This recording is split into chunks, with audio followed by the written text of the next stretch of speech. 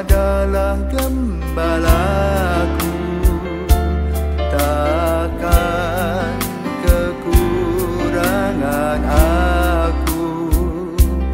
Ia membaringkan aku di padang berumput hijau. Saudara-saudari yang terkasih di dalam Kristus, selamat pagi. Salam jumpa lagi dalam Sabda Siap Saji.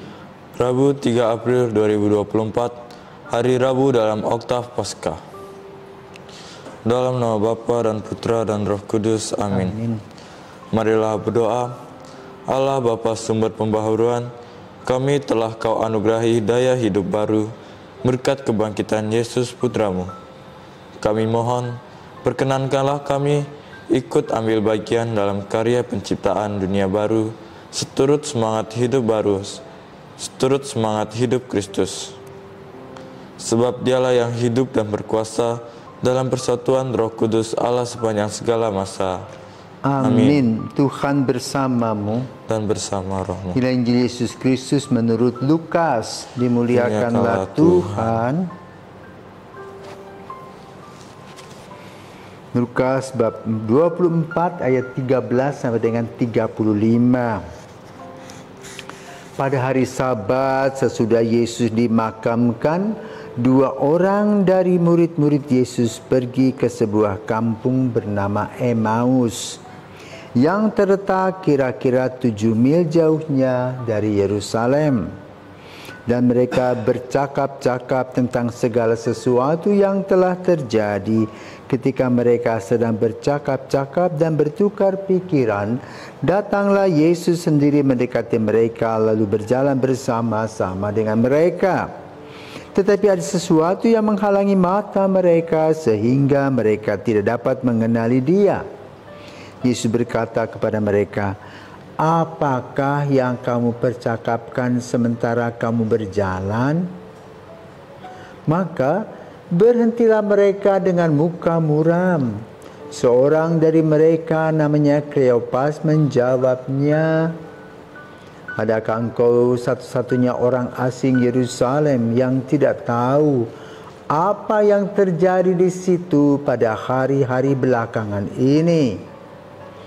Katanya kepada mereka, "Apakah itu?" Jawab mereka, "Apa yang terjadi dengan Yesus orang Nazaret? Dia adalah seorang nabi yang berkuasa dalam pekerjaan dan perkataan di hadapan Allah dan di depan seluruh bangsa kami. Tetapi imam-imam kepala dan pemimpin-pemimpin kami telah menyerahkan Dia untuk dihukum mati dan mereka telah menyalibkannya. Padahal kami dahulu mengharapkan bahwa Dialah yang datang untuk membebaskan bangsa Israel. Tetapi sementara itu telah lewat 3 hari sejak semuanya itu terjadi. Dan beberapa perempuan dari kalangan kami telah mengejutkan kami. Pagi-pagi buta mereka telah pergi ke kubur dan tidak menemukan mayatnya. Lalu mereka datang dengan berita bahwa telah kelihatan kepadanya malaikat-malaikat yang mengatakan bahwa Yesus hidup. Dan beberapa teman kami pergi ke kubur itu dan mendapati bahwa memang benar yang dikatakan perempuan-perempuan itu, tetapi Yesus sendiri tidak mereka lihat. Lalu Ia berkata kepada mereka, "Hei kamu orang bodoh, betapa lambannya hatimu, sehingga kamu tidak percaya akan segala sesuatu yang telah dikatakan para nabi. Bukankah Mesias harus menderita semuanya itu untuk masuk ke dalam kemuliaannya?" Lalu Ia menjelaskan kepada mereka apa yang tertulis tentang Dia dalam seluruh kitab suci, mulai dari kitab-kitab Musa dan segala kitab nabi-nabi. Sementara itu mereka mendekati kampung yang mereka tuju. Ia berbuat seolah-olah hendak meneruskan perjalanannya, tetapi mereka mendesaknya dengan sangat, "Tinggallah bersama-sama dengan kami sebab hari ini telah menjelang malam dan matahari hampir terbenam. Lalu masuklah ia untuk tinggal bersama-sama dengan mereka. Waktu duduk makan dengan mereka, ia mengamati roti, ia mengambil roti, mengucap berkat, lalu memecah-mecahkan roti itu dan memberikannya kepada mereka. Ketika itu terbukalah mata mereka dan mereka pun mengenali dia. Tetapi Yesus lenyap dari tengah-tengah mereka. Kata mereka seorang kepada yang lain, bukankah hati kita berkobar-kobar ketika ia berbicara dengan kita di tengah jalan dan ketika ia menerangkan kitab suci kepada kita? Lalu bangunlah mereka dan langsung kembali ke Yerusalem. Di situ mereka mendapati ke-11 murid. Mereka sedang berkumpul bersama teman-teman mereka.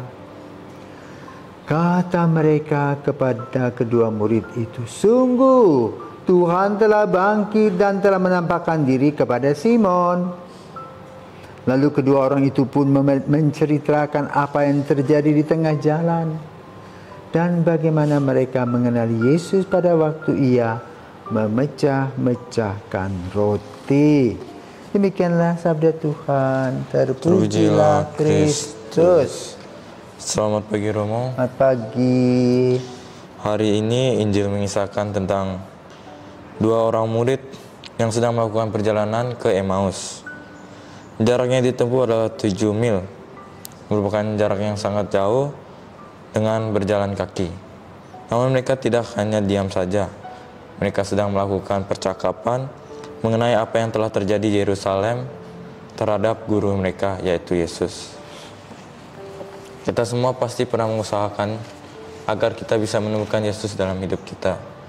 Namun, kadang kita lalai sehingga kita tidak menyadari kehadiran Yesus. Dari Injil hari ini, bagaimana kita bisa belajar untuk menyadari kehadiran Yesus? Baik, selamat pagi Satria dan para pirsawan. Barusan kita mendengar renungan dia. Ya, renungan kamu itu bagaimana bertemu dengan Yesus. Ya. Sekarang kita menuju pada Injil dulu, baru kita refleksi. Berdasarkan teks yang ada dari Injil hari ini, ya. Injil Lukas menceritakan tentang ada 2 murid dari 70 murid itu berasal dari Emmaus.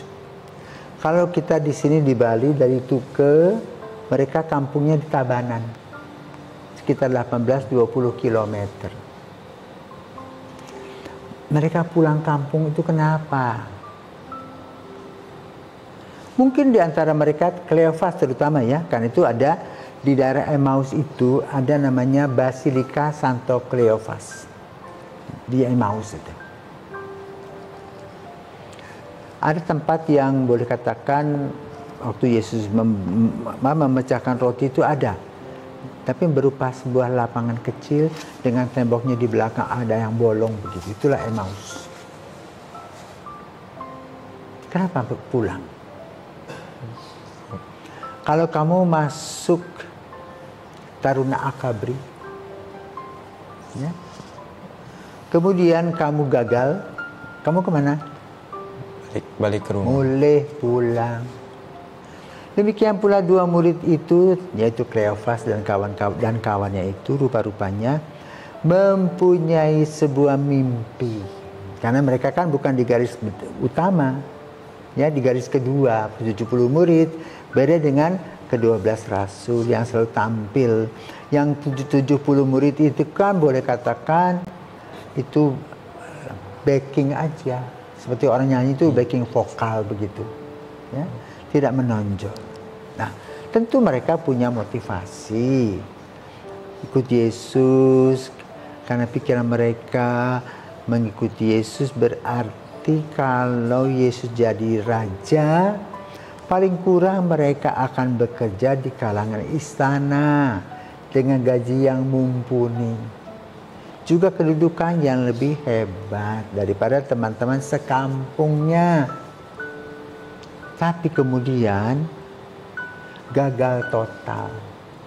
Yesus yang didambakan itu mati konyol, disalibkan. Bagi mereka tidak masuk akal, gitu loh. Kok orang baik seperti Yesus, orang yang menyembuhkan orang sakit, orang mati, bisa beri makan orang, kok dibunuh? Konyol begitu tuh. Maka lalu mereka pulang ke kampung sambil menggerutu. Ya? Makanya kita jangan menggerutu. Kalau menggerutu tiba-tiba Yesus ada di samping kita loh. Menggerutu, maka Yesus mendekati mereka bertanya, kenapa, ada apa? Ya? Lalu mereka menceritakan dengan kepolosan. Ya? Ketika mau sampai rumah mereka, sampai di Kediri seperti itu ya, Yesus mau jalan terus, mau ke Tabanan, mungkin mau ke Piling, mau kemana nggak tahu. Lalu mereka mengundang makan. Itulah bagian masih Asia itu masih welcome.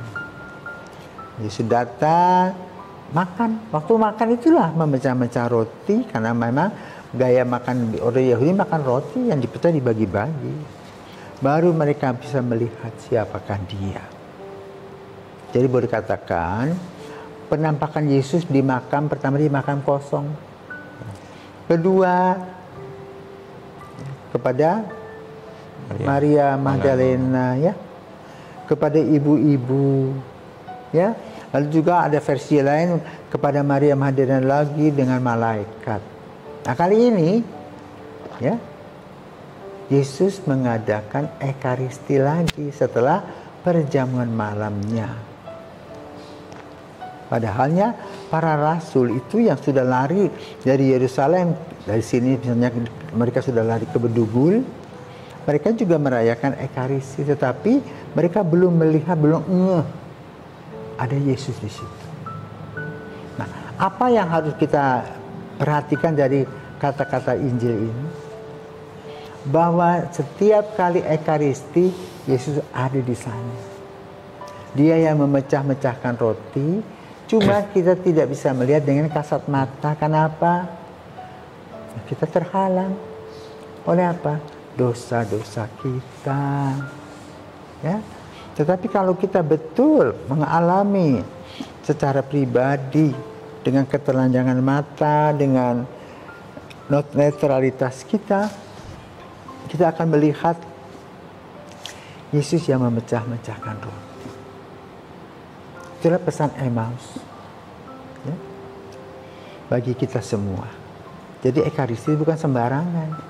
Maka itu kalau kita ikut Ekaristi itu cobalah datang dengan sopan, jangan sampai makan pisang goreng, apalagi dengan live streaming tuh.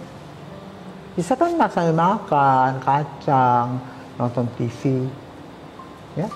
Padahal Yesus ditahtakan. Ya. Nah, dengan live streaming itu ada satu pesan. Seorang biarawati asal Palasari yang bertugas di Chile itu mengalami kesembuhan dari kankernya karena setiap jam 3 pagi dia bangun, dia mengikuti Ekaristi dalam live streaming, melihat Yesus memecah-mecahkan roti dan dia sembuh dari kanker itu. Jadi memang Ekaristi ini ada maknanya. Ada dasarnya yang perlu kita perhatikan. Maka bagi siapa saja yang ingin merasakan dan mencintai Ekaristi, Tuhan Yesus pasti akan memberi kepada kita sebuah pengalaman tentang Ekaristi seperti yang dialami oleh kedua murid di Emmaus dan juga tadi suster tadi pada zaman kita. Ya, itu yang perlu kita perhatikan sehingga kita tidak datang ke gereja ngelumpi, tidur, ya, masa bodoh, tapi betul punya konsentrasi melihat kehadiran Yesus di sana, merasakan kehadirannya dan merasakan berkatnya melalui Ekaristi. Selamat pagi, semoga pengalaman Emmaus juga kita alami, boleh melihat Yesus yang memecah-mecahkan roti. Tuhan memberkati.